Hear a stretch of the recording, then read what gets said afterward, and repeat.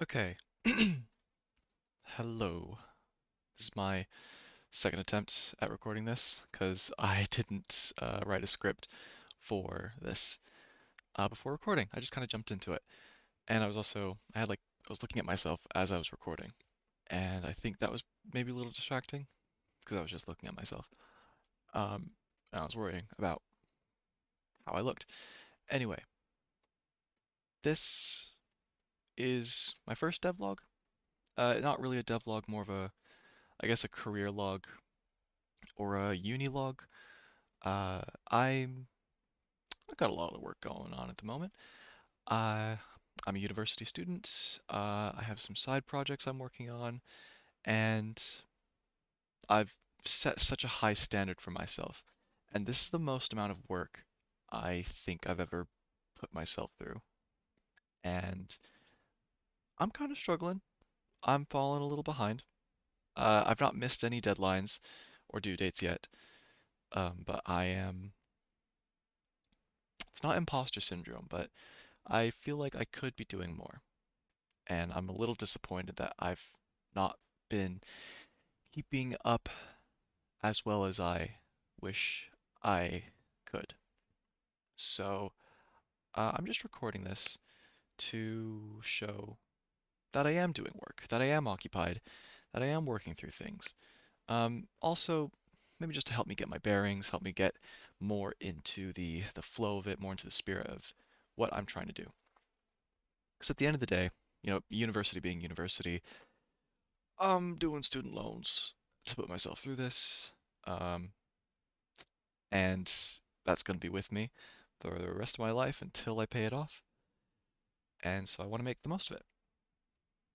Anyway, let's go into these things. I I wrote an entire script and I just completely went off of it. So I want to talk about university. I want to talk about my projects, and I want to talk about. Let me say that again. I want to talk about university. I want to talk about my projects I'm doing, or project. It's really only one at the moment. Two, yeah. And then kind of my general goals going forward. Um, I wrote a Substack post kind of going into my past and my background leading up to this moment. That was like the 1st of January. And I've been a little absent since then in terms of my platforms that I'm supposed to be posting on. So check that out if you want. I might put something in the description. You might be able to find it through a link on my profile. Right, let's just get into it. So I'm just gonna make sure everything's fine before I switch scenes. Main scene, cool. Yes. So I have university first. I'm doing 3 modules at uni at the moment. This first one is uh, GMAE, Game Monetization, Analytics, and Engagement. And our big project that we're doing for this is a group pitch to basically sell a game concept to like a hypothetical investor or publisher. So we have to learn about like monetization strategies, marketing and analytics. It's basically like a business module, going into the basics of business and going into the basics of business and how you can apply that to uh, games and game development. Next thing I'm doing is level design and rapid game prototyping, and we're learning how to use Unreal Engine for this. I I don't like Unreal. I don't know if it's just because I'm not used to it or I don't know. I'm definitely not used to it. I started out with Unity and now I'm kind of learning Godot and love those two. Love Godot a ton. Not really liking Unreal Engine and it's been a little bit difficult to kind of invest time into it and engage with it. This is the one I think I'm kind of behind on monetization and pardon me, level design. So, pardon me. Jesus Christ. Um yeah, I'm kind of behind on these. Um this I can do from home. this, like I should have no issue catching up on. It's just this that I'm kind of struggling with more because, as you can see, I'm running SteamOS on a Steam Deck. That probably isn't the greatest place to be running Unreal Engine. I can only do that when I'm in university, and yeah, it's just a case of actually getting into uni. But I kind of struggle to wake up and get to uni when it's my off day. So, but anyway, for this, I went on a tangent. The digital prototype, we have to learn how we need to learn about level design, the principles in that. Um, we need to learn about rapid game prototyping. I've done close to nothing for this. Aside from like the in-session activities we do during lecture, I've kind of just left this, and that's not very good. Um, we don't have anything like we don't have tiny little milestones to meet for this. At least nothing official that we have to submit. So I'm not like in terms of submissions, I'm not behind, but I know I am behind on this, and I could be doing a lot better in here. And my last module I'm doing for uni, or my third one rather for this year, is a specialist portfolio. I cannot speak. Specialist practice in gaming, SPIG. And we have to create a specialist portfolio. And the portfolio needs to have over, it's due in like April. Everything here is due in April. But we have to produce four small portfolio pieces and a final fifth piece. I should have specified. I'm doing a game design and development degree at university. I'm learning how to design games, so that applies to not just video games but tabletop games as well.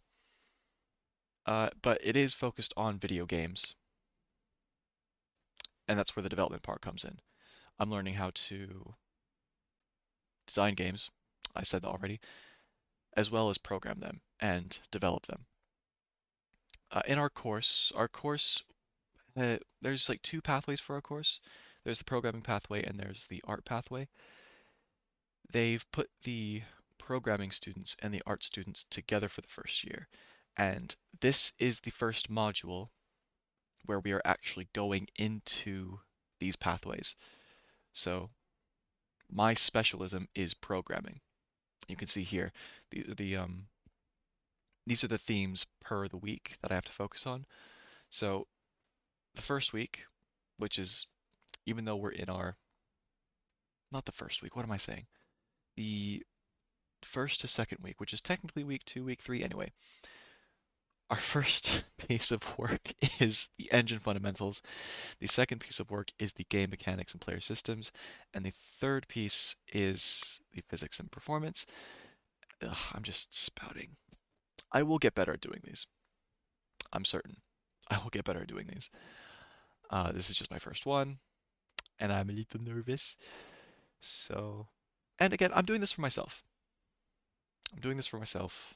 This isn't a requirement. This could probably support my work, but it's not a requirement. I will get better at this. We have to produce portfolio work. And tomorrow, our first task, our engine fundamentals, is due. Even though it's task 2 here, this is our first kind of task. We had to make a working prototype that shows that we understand engine fundamentals. And you can see there's a lot I don't have ticked. I'm not going to be able to get these mazes done. I will get this technical decision done by tomorrow, and I'll be able to submit it. I'll go into what I worked on for this. Now, you might recognize this. Oh, what happened? What happened here? Right, something looks broken. I will fix it in a bit. But you might recognize this. This is a Brachy's tutorial. And, you know, it works. I'm a little disappointed that this is all I managed to do. there is you could see in the maze that we may have made an original version of this work, but there was a requirement to follow a tutorial and then to iterate upon that tutorial. So I followed the tutorial. I did a slight iteration on the tutorial, um, and that's about all I've done for this first task in the module. I'm hoping I can do better in the coming weeks. I think part of why I'm doing this devlog is just to get myself back in the flow and just to establish that, hey, this is where I'm at. Let's get better from here. And yeah, I mean, we have a game manager, enemies, player, tile map, a kill zone for when the player jumps off. It resets the game. We have coins scattered about the level. We have platforms for the player to get to.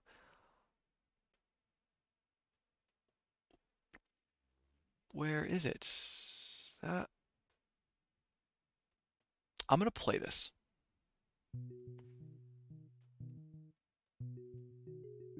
Yeah, so you can hear the audio. The audio is working. The audio is an interesting point that I have to write about because that's something I iterated upon in this. Yeah, you can see you can move. Little guy's animated.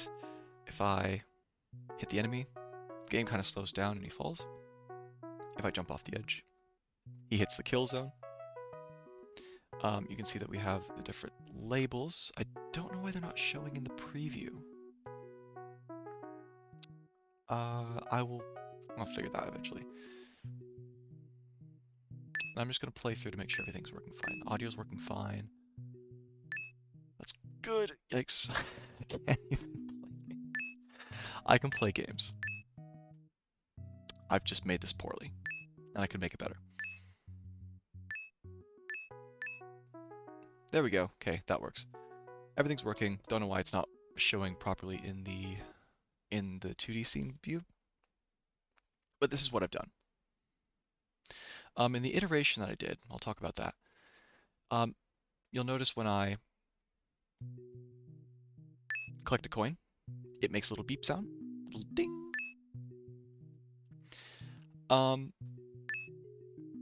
That was easy to implement, but the tutorial did it in a way that didn't make the most sense to me, and that's more of a fault on my end.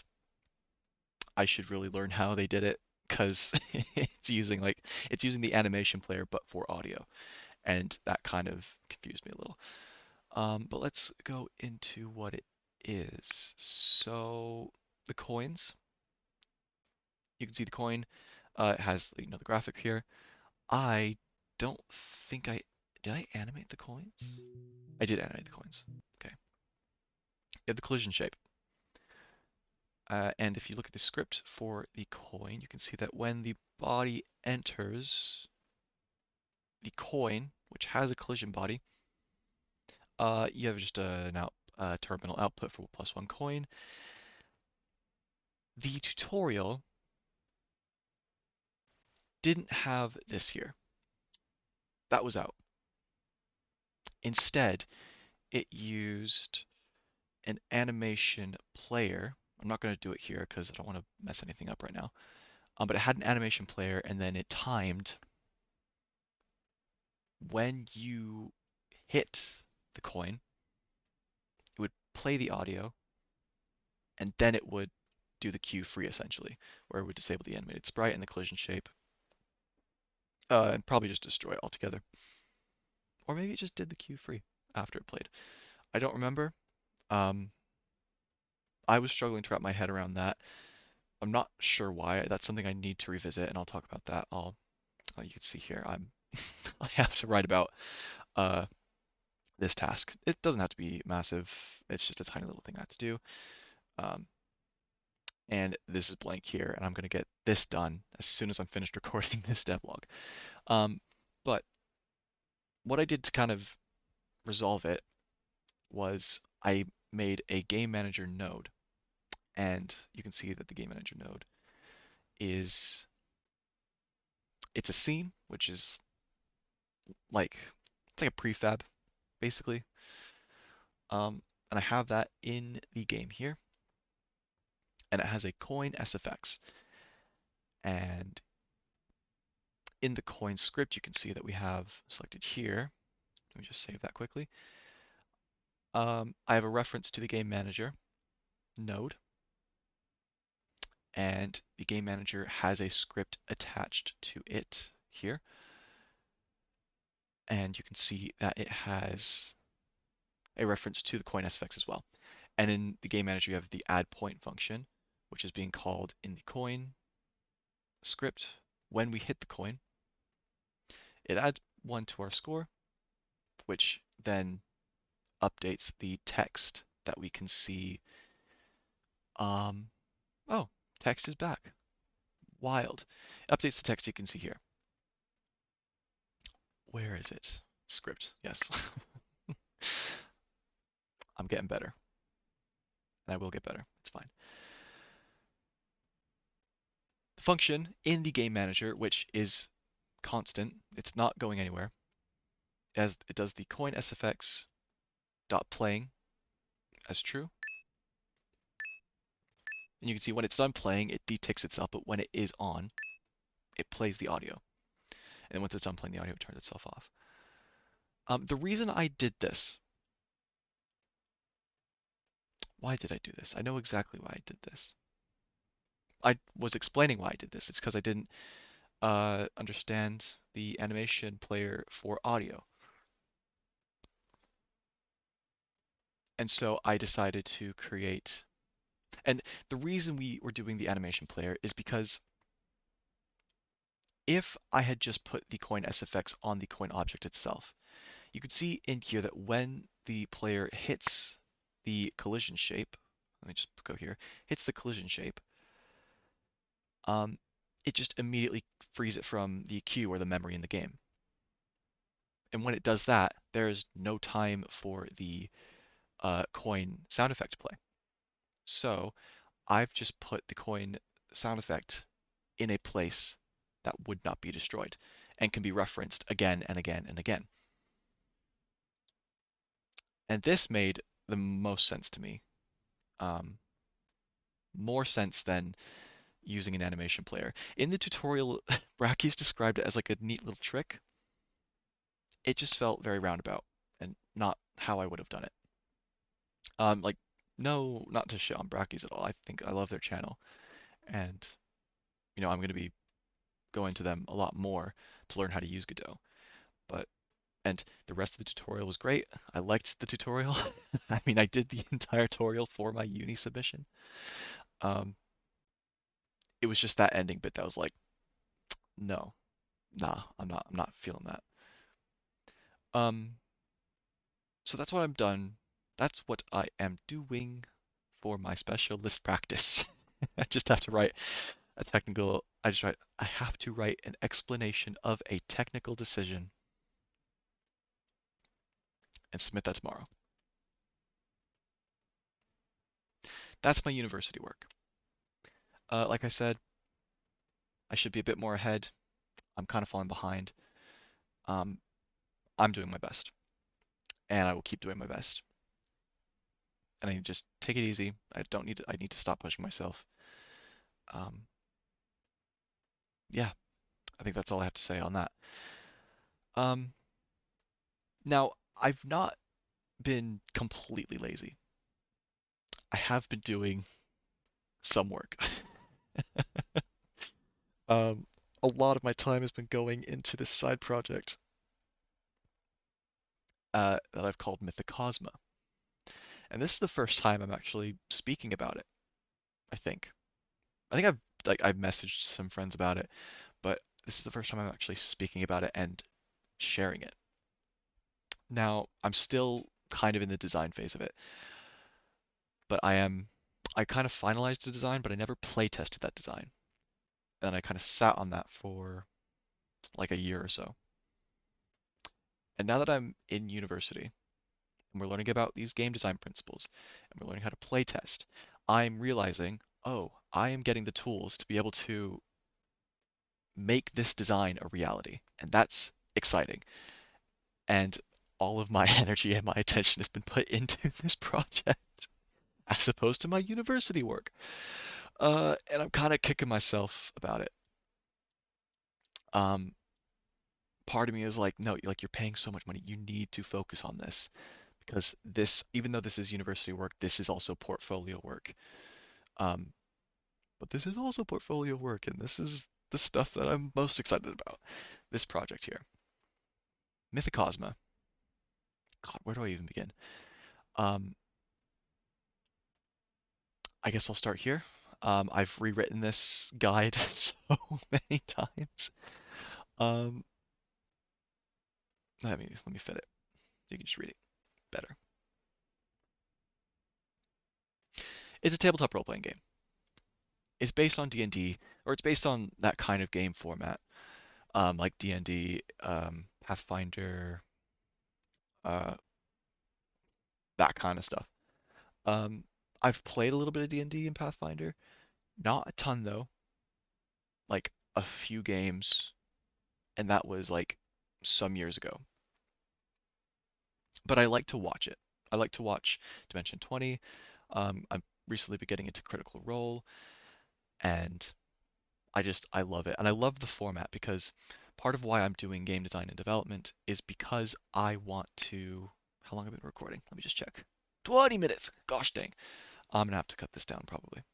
Um, anyway, um, the reason I uh, love this format, even though I've not played a ton of it, is because it is a storytelling medium.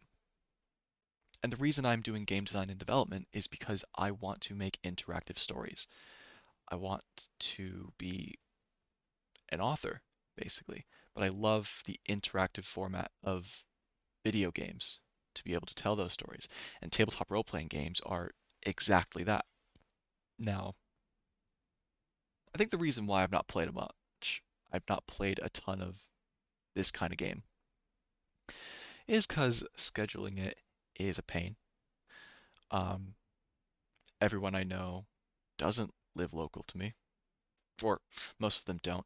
Some of them are busy. It's kind of hard to schedule it. I'm also very hesitant to actually go out and do things. That's something personal I'm working on.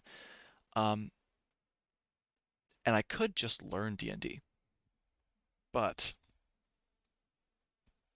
I I'm not vibing with it. I'm not feeling it. It just doesn't. It doesn't. I'm not saying it's a bad game, but I want to be able to play something that makes the most sense to me. And I want to have as much creative freedom as I can. And I think I can do that best if I just make my own game. Maybe that's stupid. I don't know. I'm putting a lot of eggs in this basket, but I love it. And I love thinking about it. I love planning it. I love brainstorming it. I have so many ideas that aren't in this document. Like this is just like I'm just writing the first page and I'm basing it on what am I basing it on? I have the year zero engine that I'm referencing. Even though I've not played this, I'm like, oh, this is a great. Ooh, I didn't want to do that. This is like this is a great reference document. I'm using it as a basis to write my own reference document. I have an internet archive of the 2014 D&D Player's Handbook. It's very robust. I don't know if I'm going to be writing as much as this. I might want to write a little bit more than the Year Zero engine because the engine is just an engine. It's completely independent from any content, which is what I was originally trying to do with Mythicosma. But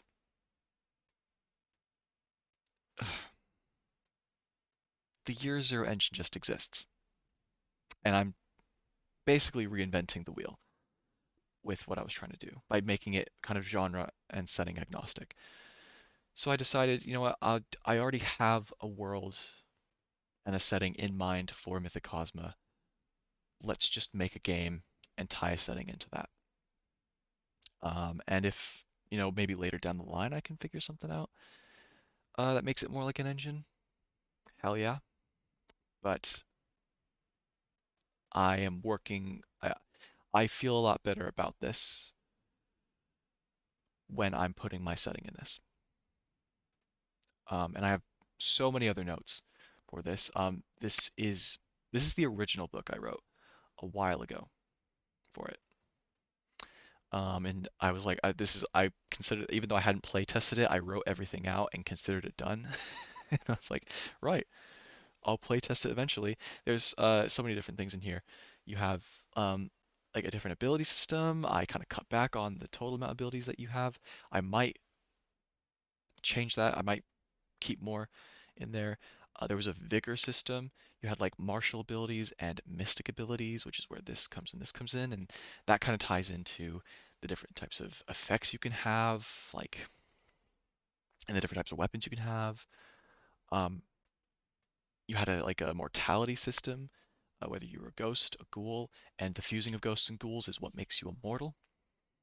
And I had like other ideas for different systems about like if like being a zombie, which is like what a ghoul is, obviously being a ghost, vampires, other types of like your usual monsters, but explained within this setting and system that I've come up with. Um, you have a form system, which is like it's a simplified way to create a character as opposed to D&D. We have to roll your stats. You have different races, which are very tied to a world. Um, I I've modified a couple of details here. Um, you can see there's like an AIQ factor, which I don't know if I'll keep. Um, as you can see, I am I'm reviewing the designs. I'm not written a ton about it here, but I am actively doing that. Um, I need to stop because I have uni work, but I love this. I had a system for equipment generation. You can see there's different types of infliction. You have like corporal infliction, which is slashing, piercing, clubbing, crushing, blasting for like guns and stuff.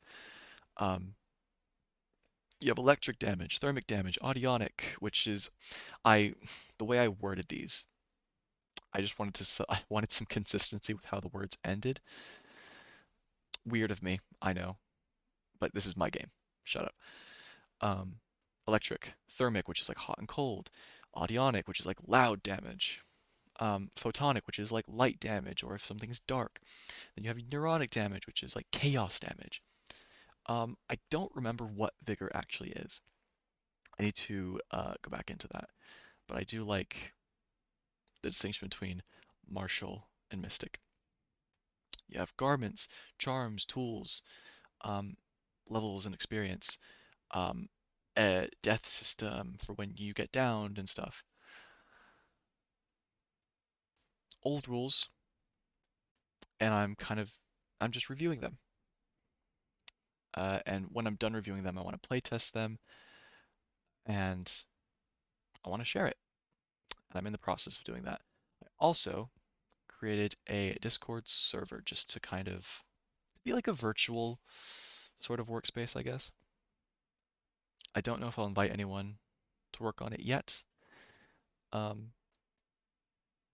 you can see Adder and Entertainment. Um, I've had that name for a game design and development company for a while, for years now. And like a lot of things, I've just kind of sat on it. I haven't done much with it. I haven't done anything with it. But now that I'm actually, going to university and I'm being held accountable for my progress, um, I am driven to actually get this stuff done.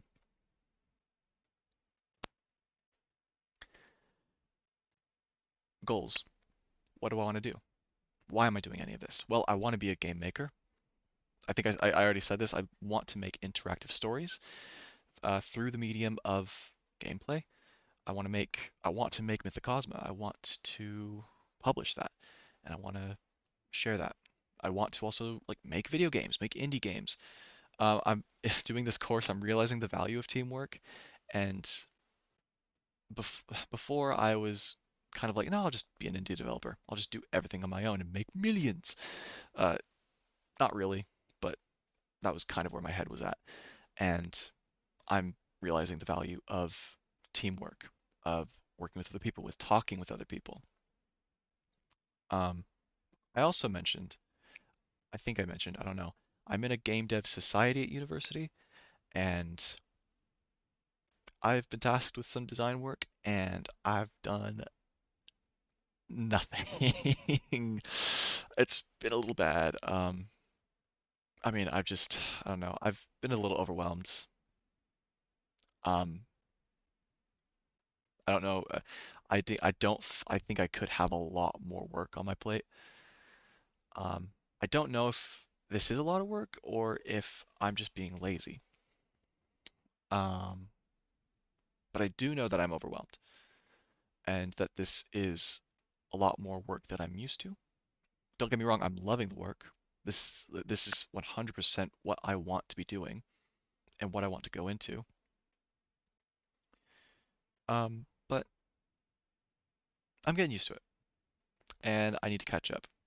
And so that's why I'm recording this. And yeah, in the future, I want to be a game designer and a game developer.